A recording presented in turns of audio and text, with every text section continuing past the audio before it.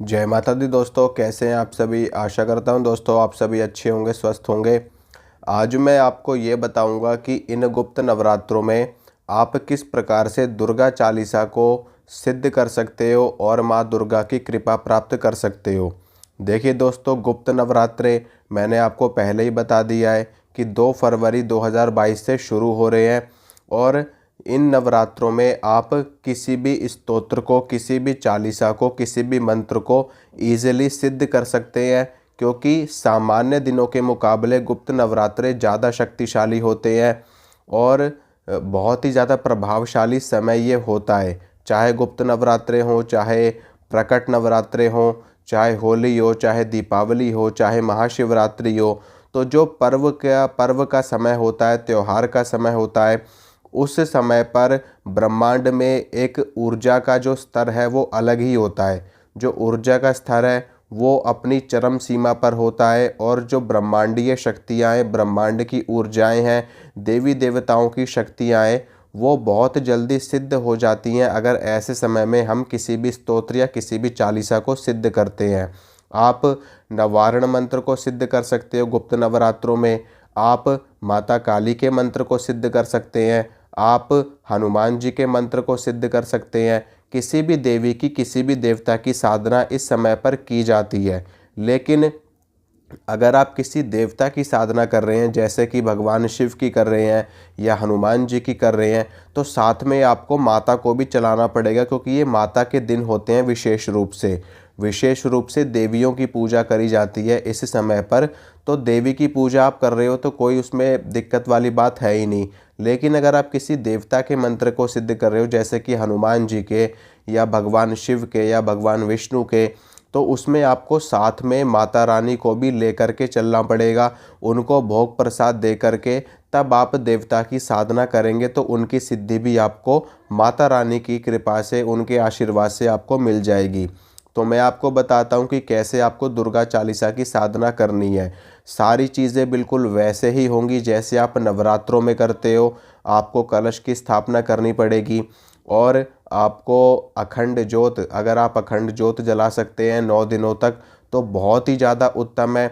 अगर अखंड ज्योत नहीं जला सकते तो सुबह शाम की ज्योत आपको ज़रूर जलानी है। ज्योत आपकी अच्छे से कम 2-2.5 घंटे तो जलनी चाहिए। कम से कम 2 घंटे तो जले ही जले आपकी ज्योत, सुबह भी 2 घंटे, शाम को भी 2 घंटे।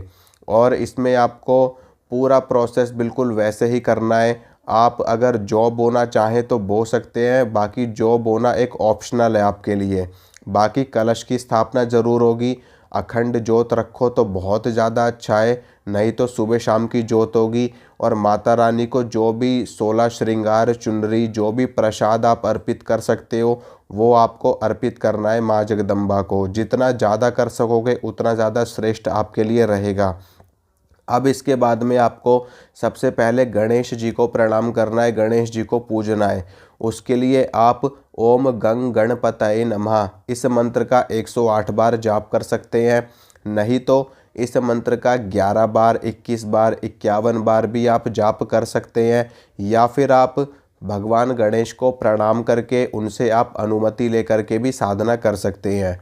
फिर उसके बाद में भगवान शिव को आपको प्रणाम करना है या फिर भगवान विष्णु को, क्योंकि माँ दुर्गा हमेशा 2 रूपों में चलती हैं। एक काली के रूप में चलती हैं और एक माता लक्ष्मी के रूप में चलती हैं, माता वैष्णो के रूप में चलती हैं। अगर आप माँ दुर्गा को वैष्णो के रूप में लेकर के चल रहे हो, यानी कि सात्विक भोग में लेकर के चल रहे हो, तो वहाँ पर विष्णु जी को चलाया जाता है साथ में माता के। और अगर माँ दुर्गा को आप तामसिक रूप में लेकर के चल रहे हो, काली के रूप में लेकर के चल रहे हो, तो वहाँ पर भगवान शिव को चलाया जाता है साथ में। तो आप देख लेना आप किस रूप में माता को ले रहे हो, किस रूप में माता को पूज रहे हो, तो उस हिसाब से आप विष्णु जी की और शिव जी की पूजा करोगे माँ दुर्गा के साथ में।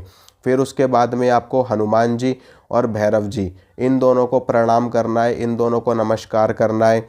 इन दोनों को आप, जो भी आप माता रानी को भोग प्रसाद दोगे, साथ में आप इन दोनों का भी एक एक लड्डू रख सकते हो। या जो आप प्रसाद माता को चढ़ाओगे साथ में उसी में आप इन दोनों के लिए भी प्रसाद रख सकते हो माता के साथ में ही। ठीक है। माता को प्रसाद आप क्या दोगे, देखिए इसमें आप माता रानी को हलवे चने का भोग लगा सकते हो और 5 प्रकार की मिठाई का भोग लगा सकते हो। मीठा पान जरूर देना माता रानी को, इन नवरात्र के समय में मीठा पान जरूर देना, ठीक है। और साथ में एक एक लड्डू दोनों का आप रख सकते हो, हनुमान जी और भैरव जी का। तो इसमें अब आपको क्या करना है कि सबसे पहले सबको प्रणाम कर देना है, सबको नमस्कार कर देना है, सबसे अनुमति आपको ले लेनी है। फिर उसके बाद में आपको संकल्प लेना है कि मेरा नाम ये है, मेरे पिताजी का नाम ये है और मेरा गोत्र ये है, मैं दुर्गा चालीसा को सिद्ध कर रहा हूँ, मेरी ये मनोकामना है, माता रानी आपकी कृपा से मेरी मनोकामना पूरी हो। इस प्रकार से संकल्प लेने के बाद में फिर आपको आसन के ऊपर बैठ जाना है।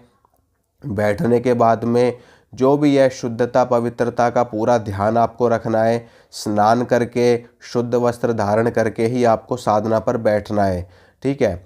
अब साधना आप सुबह के वक्त भी कर सकते हो और शाम के वक्त भी कर सकते हो, क्योंकि दुर्गा चालीसा के इसमें पूरे के पूरे 108 पाठ किए जाएंगे। अगर आप इसको सिद्ध करना चाहते हो या तो 51 पाठ करोगे या फिर 108 पाठ करोगे, अगर 9 दिनों में सिद्ध करना है।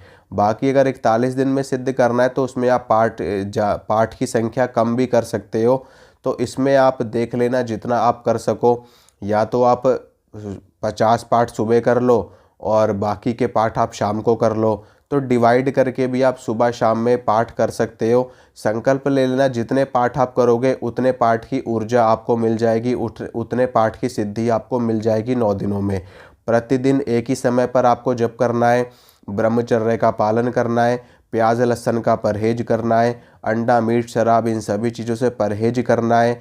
और जो भी जहाँ भी आप सोओगे, अगर आप अपने पूजा स्थल पर ही सो सको वहीं भूमि पर, तो बहुत ज़्यादा उत्तम है। बाकी आप अलग से भी सो सकते हो। और अगर आपने अखंड ज्योत लगाई है तो उसका ध्यान आपको जरूर रखना है। अगर अखंड ज्योत आपकी खंडित हो गई तो आपकी साधना भी खंडित हो जाएगी, फिर आपकी सिद्धि भी खत्म हो जाएगी।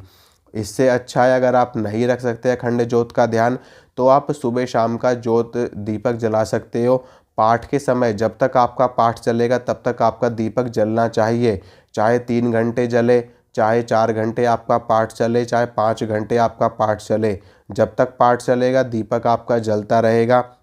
बीच बीच में आप उसमें तेल या घी डालते रहना ताकि आपका दीपक प्रज्वलित रहे। और पूरे के पूरे 9 दिनों तक आपको पाठ करना है। अंतिम दिन आपको छोटा सा हवन कर देना है माता रानी के नाम का। वो हवन आप नवारण मंत्र से कर सकते हो या माँ दुर्गा के, माता काली के किसी भी मंत्र से आप हवन कर सकते हो। अगर आप दुर्गा चालीसा सिद्ध कर रहे हो तो आप इसमें माँ दुर्गा के ही मंत्र से हवन करोगे, फिर इसमें माता काली के मंत्र का हवन नहीं होगा, ठीक है। आप दुर्गा चालीसा को पढ़ करके भी हवन कर सकते हो।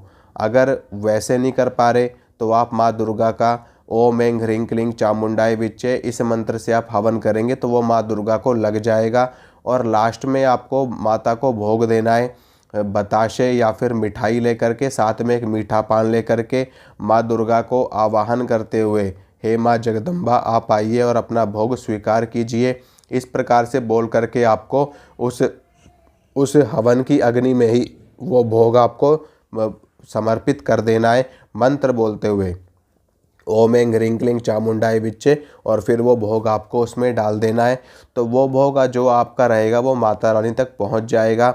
और उसके बाद में जो भी चीज़ें आपने माता रानी को अर्पित करी हैं, जो प्रसाद वगैरह आपने चढ़ाया है, तो वो तो आप खुद खा सकते हो, अपने परिवार के लोगों में भी बांट सकते हो। बाकी का जो श्रृंगार का सामान है या चुन्नी वगैरह जो भी आपने चढ़ाया है, वो सभी सामान आप मंदिर में ले जा कर के दे सकते हो। माँ दुर्गा के किसी भी मंदिर में वहाँ पर आप चढ़ा सकते हो, रख सकते हो। बाद में और भी कोई सामान आपने ऐसा चढ़ाया माता रानी को तो वो भी आप दे सकते हो।